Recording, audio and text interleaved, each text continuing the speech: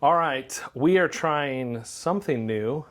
Um, we've kind of fitted out this new space so that my wife and I could be here and more conversational instead of her hiding off camera. For the times that she wants to be on camera, we got this little spot here. I've actually been wanting to do this for a while, so this is going to be a little bit of a story time, but we're going to be doing a silver oak wine for my wife, and then this is specifically a 2015, so a 10-year-old silver oak wine, and then we picked up the Bardstown collaboration with Silver Oak that I'm going to try. And we're going to kind of give our thoughts on it, a little story here, and we'll just get these poured up, and I'll just tell a little story as to why I like the Silver Oak. So about, let's see here, 2011, so about 14 years ago, I was working out in California on a project, and we finished the project, and one of the people that was working for us was like, hey, we were at a kind of a closeout dinner, and he's like, I wasn't into wine at all, but he was like, I want you to try my favorite wine. And so he bought a bottle of Silver Oak, and I wasn't super into wine, but I thought it was amazing. So I probably started off in my wine journey on the high-end scale, and everything since has kind of sucked a little bit, and it's never really lived up to it for me. So that's why I like to have a bottle of Silver Oak. We've been holding on to this one for this, and so I think my wife has had it, but it's been a few years. Yes, I have had it. Couple years, right? 2-3 years, maybe? Maybe. Something like that. I do gravitate towards some Trader Joe's $2 chucks, so. It's a special occasion wine. Obviously, we don't sit around drinking $150 bottles of wine all the time, but for a fun time, or a fun occasion, or a special occasion, I guess anything works. $2 chuck works for a fun time too. So we're going to do a little sampling, and I've not tried this Bardstown Silver Oak yet. So let me read on this thing. So it's a blend of straight bourbon whiskeys, finished in Silver Oak casks. Sometimes they say for how long on here. There it is. For over 50 years, Silver Oak has created exquisite California Cabernets aged exclusively in American oak barrels. A custom blend of bourbon was aged in Silver Oak barrels for 17 months, creating a beautifully balance of ripe fruit, caramel, and roasted nuts. So, for those who don't know, technically that bourbon could have been sat in this barrel. Oh, good. Hypothetically, right? yes. Okay. Yep. Okay. So they would have emptied that barrel out. Yeah. Bottled the wine. I'd be drinking it. And then sold then the that barrels. Yeah. Okay. Yeah. Exactly. Cool. So kind of a fun little collaboration. I thought it was the thing that's really super neat about this is on the Silver Oak bottle they have this like watchtower lookout thing. I think it's a feature at the distillery, but you're never going to see it. But on the back of the bottle, the glass has the same logo imprinted, so when you drink the bottle down, you can kind of see it through there. I thought that was kind of a neat little touch that Bardstown Bourbon Company did. So anyway, cheers. Cheers. To the new space. This one I've been waiting 2 or 3 months ago. I think I posed this as a fun little you taste this, I'll taste this idea. We've been sitting on it, so we're going to break it in the new studio space here and see how it goes. So, okay. Does it taste winey? No, I don't get a lot of, no, definitely not winey. I honestly get a lot more like walnut, like a walnut nuttiness on the first thing. That's what I smelled. Some sweet caramel in there as well. I was expecting to get a lot more like grapey, fruity notes on the nose. I don't get a ton of those on the nose, but I'll probably pick it up on the palate, would be my guess. We'll see. Cheers, let's try it.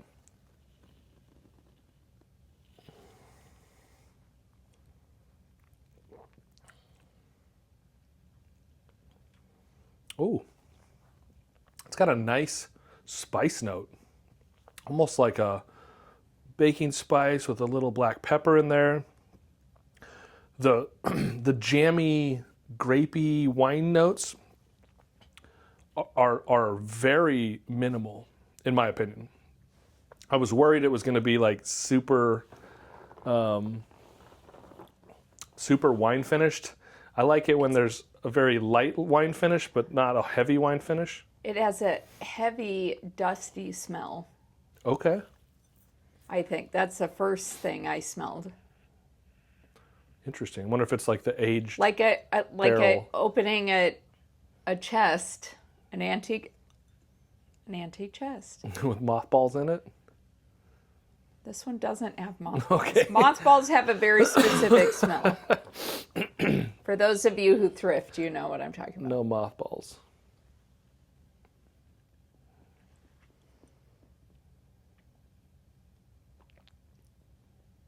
Oh, that's good.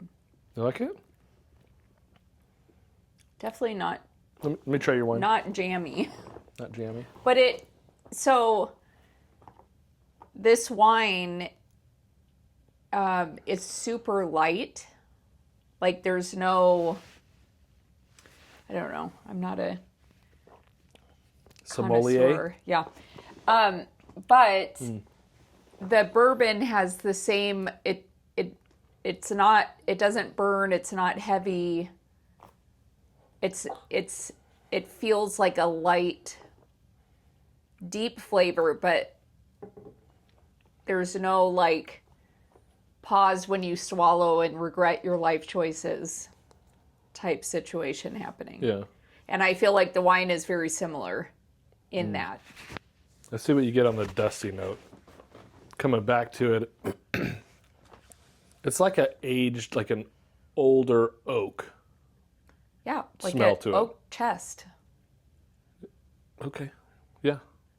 Didn't you have grandparents? Well, are they oak chests or cedar chests? Well, do they only make one kind? I feel like the cedar chest was like a really popular thing, but Well, maybe I don't know. There's my probably some grandparents were poor and they had an oak chest. maybe it was a I pine. don't know. Maybe it was a pine box. Sorry, Grandma Mary Grace. Apparently you were poor. Didn't say that.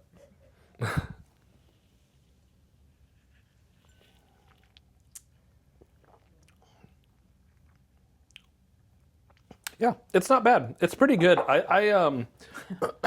Well, so I really have enjoyed a lot of Bardstown Bourbon Company's bourbons. Yeah. Their ryes, I really like their ryes too. Especially on the rye side, they've done this like, I think they call it a zebra cask, where it's like an oak stave, a cherry wood stave, an oak stave, a cherry wood, and That's interesting. the flavor that imparts to their ryes is really good. This one, to me, Lacks like personality. well, like those sweet notes, the caramel notes, the fresh I don't get surprisingly, I don't get a ton of fruit on this. No. Or fresh fruit, where you get like stone fruits and some cherries. I don't get any of that. I would say though, this is a good non-bourbon drinker sip Yeah. because I don't feel like it's a hard drink. Okay. It's 108 proof. Oh. So definitely up there. It's not like an entry level proof point, but it doesn't drink that warm. No. Mm-mm. I mean, honestly, it drinks how it smells. So it kind of smells dusty and aged, and it drinks like that. Yeah, maybe that's the wine cask finish. It's just kind of muting down Maybe. some of those. I don't hate it. No. I don't hate it at all. I think it's quite nice. It's different. Yeah. It's different than a lot of the other Bardstown drinks that I have enjoyed. Yeah. I haven't had all of them by any means, but I've had 5 or 6 different ones. Probably has had all of them. No, I haven't. Definitely haven't. They got a lie. I actually only recently got into Bardstown. Really? Yeah, I kind of I hate to say it, but ignored this brand for a while because I thought it was like this new brand. It wasn't like a heritage distiller, and there was like their stuff's probably super young. It's so funny considering Josh August, which is a newer Frank. Josh. I know a Josh August. Frank August Yeah. is newer, Mm-hmm. and that is probably one of my go-to.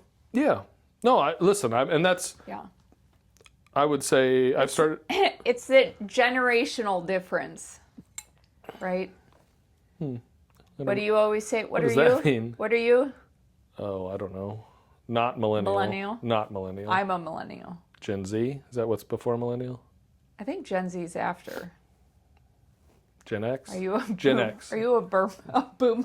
No, Gen X. Gen X is before. I was just saying, maybe that's what it is. I like those up and coming. Fucking boomer.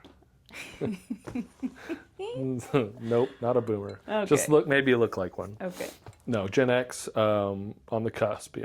But maybe because I'm not as deep in the historical appreciation in bourbon yet, that it wouldn't affect me either way if someone was like a brand new bourbon that came out, and frankly I probably wouldn't know.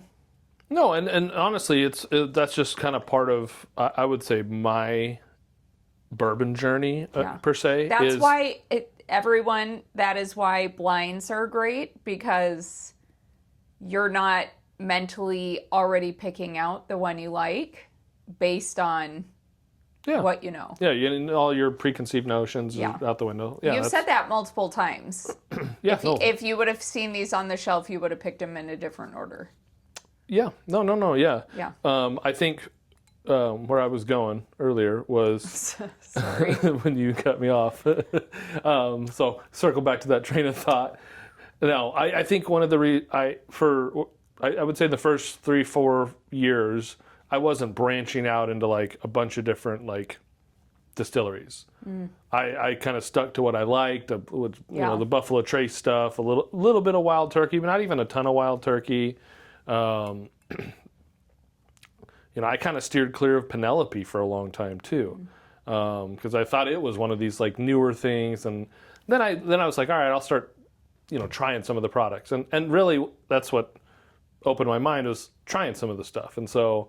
Do you suggest, or have you found any benefit in like the bourbon tastings we go to, like at Chop, or certain restaurants will have, you know, different bourbon. It's a great way to try brands come out. Yeah. Try stuff. Generally speaking, Not your favorite. No, I'm not.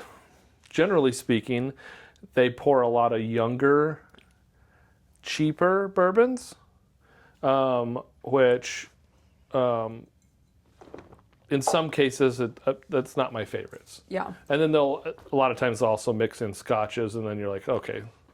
However, now this is a shit show. You did just get a Woodinville. Correct. And that was one we tried. We did try that at a dinner. Well, a different Woodinville. A bourbon tasting. Yeah, that brand we tried. Yeah. Yeah. Because, not that anyone cares, I used to live in Bothell, Washington, and Woodinville is right next to it. And so when I saw it at the bourbon tasting, I was like, oh, I know where that is. It's important. So it was, you know, it was kind of exciting to see. Yeah. Because you don't hear a lot of things come out of Woodinville. No, and I think they're sourcing their whiskey, but I'm not 100% sure. Well, in my mind, it It's says from Woodinville, that is where it's from. No, it's fair. It's fair. So I anyway, don't make the rules. Yeah, I think for me, you know, I'm starting to like branch out to different brands and different profiles. Mm-hmm. This one's an interesting one. I love Bardstown stuff. I would say this is one of my least favorite Bardstowns, but their bar is really high. Like their good stuff is really good. Have you had other bourbons that sat in wine? Mm-hmm. Yeah. Different? Yeah, they're all different. I would say, generally speaking, I don't love wine finished bourbon. I feel like we had one and I thought I was going to be excited about it, and it wasn't my favorite either. It's probably one of the Penelopes, the Rosé, or I don't know. yeah, they're a little different, and so I would say, generally speaking, if you're getting into bourbon, a wine or a finished bourbon might be something that is easier to drink for some folks because it it softens down some of those harsher bourbon notes. But I like the harsh bourbon notes, so I like to taste the wood. I like to taste the age on a whiskey. Yeah. And so, but I also like the variety too. So it's nice to have something like this.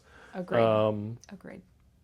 And it gave us the wine. Gave us an opportunity to open a nice bottle of wine. As the kids say, the wine slaps. That's probably my favorite bottle of wine. Yeah. Not that I'm a huge wine drinker, but it's one that has a little special place in my heart. It's very good. So, anyway, so we hope to do some more of these type tasting, conversational tastings. We'll come up with a fun name for it in the future. But hopefully you enjoyed this. Glad that my wife sat in with me, and hopefully she enjoyed it too. So maybe next time we'll get her to drink bourbon instead of wine. I know the wine's the go-to for her, which is great. We'll do the But you're here. creme brulee bourbon next time. Okay. I do like that one. We can bring out like There's a couple. 6 bottles and just go on a live stream with We it. have yes. There we go. We do have a couple creme brulees. We do. And we did And drink. maple brulees too. You guys, we're channeling fall here. So I think that should be our next lineup. Yep. Perfect. Yeah. Well, we will see you soon, I would say, for another tasting here in the 323 Bourbon Library. Cheers.